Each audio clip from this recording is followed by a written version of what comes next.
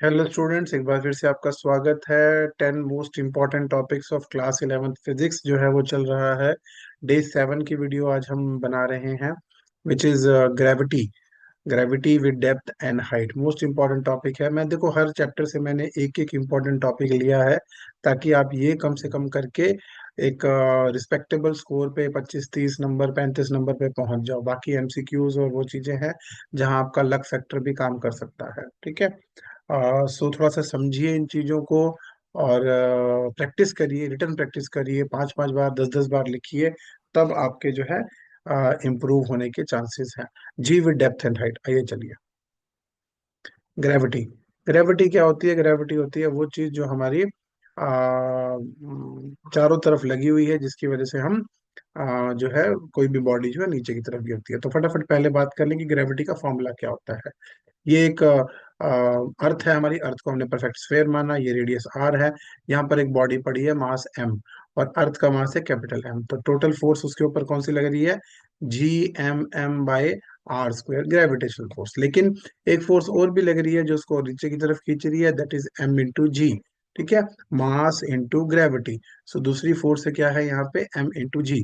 तो दोनों को हमने कंपेयर कर दिया। mg = Gmm/r²। मास से मास कैंसिल हो गया, तो जी का फॉर्मूला क्या आ गया हमारे पास?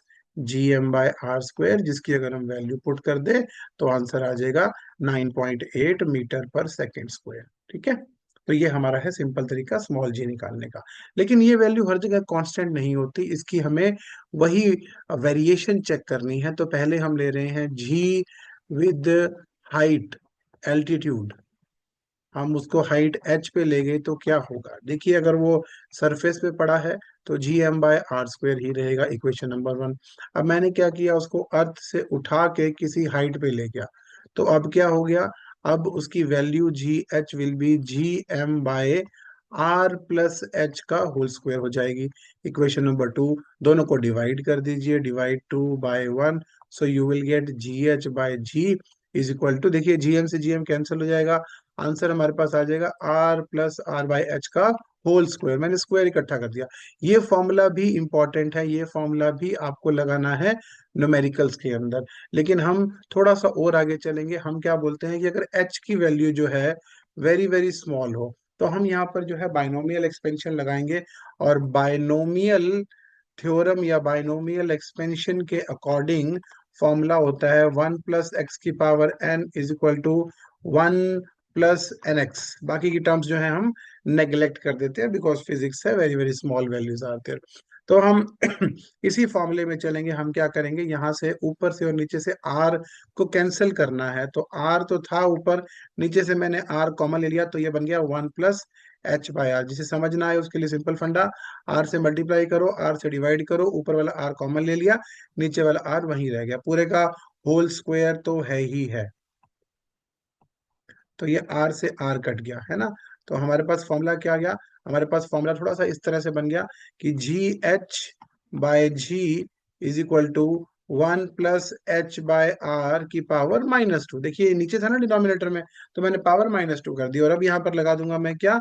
Binomial expansion. हमारा फॉर्मूला आ गया GH/g is equal to 1 - 2h/r। ये हमारा सिंपल सा फॉर्मूला था।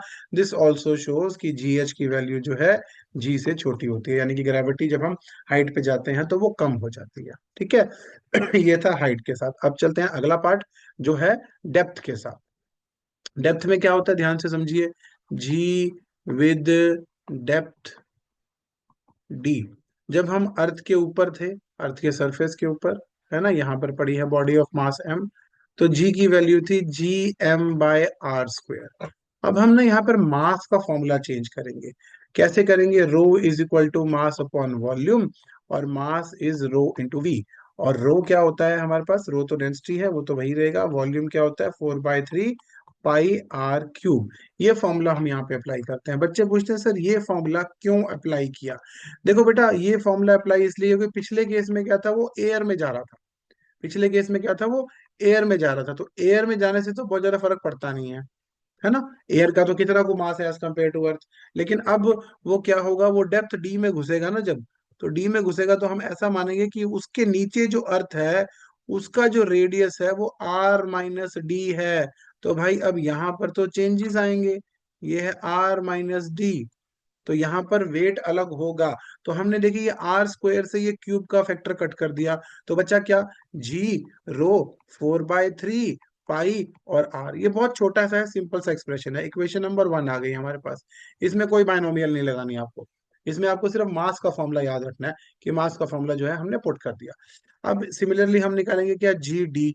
तो जी डी क्या हो जाएगा, G M by R minus D का होल स्क्वायर, है ना। और इसकी जगह फिर से हम देखिए मास चेंज हो रहा है, तो जी बाय आर माइनस डी का होल स्क्वायर, इसी सिमिट्री को उठाइए, रो 4/3 पाई और आर की जगह क्या हो जाएगा, आर माइनस डी का क्यूब। इस आर माइनस डी के क्यूब से इस स्क्वायर को आप कट कर दीजिए, तो आपके पास फॉर्मूला क्या बचेगा, you will be having the formula G rho 4/3 pi R minus D. ये हो गई आपकी इक्वेशन नंबर 2। इक्वेशन नंबर 2 को इक्वेशन नंबर 1 से डिवाइड कर दो, आपके पास क्या आ जाएगा, राइट हैंड साइड में, लेफ्ट हैंड साइड में आ जाएगा जी डी बाय जी। और यहाँ देखो ये जी से ये जी गया, रो से रो गया, 4/3 पाई से 4/3 पाई गया, तो बाकी क्या बचा, R minus D by R, जिसको हम सिंप्लीफाई करके लिख सकते हैं क्या, G D by G is equal to 1 - d/r। तो पिछले केस में आंसर क्या आया था, 1 - 2h/r। अब क्या आंसर आ रहा है आपके पास, 1 - d/r। ठीक है, ये आपके सामने दोनों के दोनों जो हैं ऑप्शंस मैंने रख दिए हैं। ये था हमारा आज का topic, gravity with depth and height. Thank you so much, God bless you all.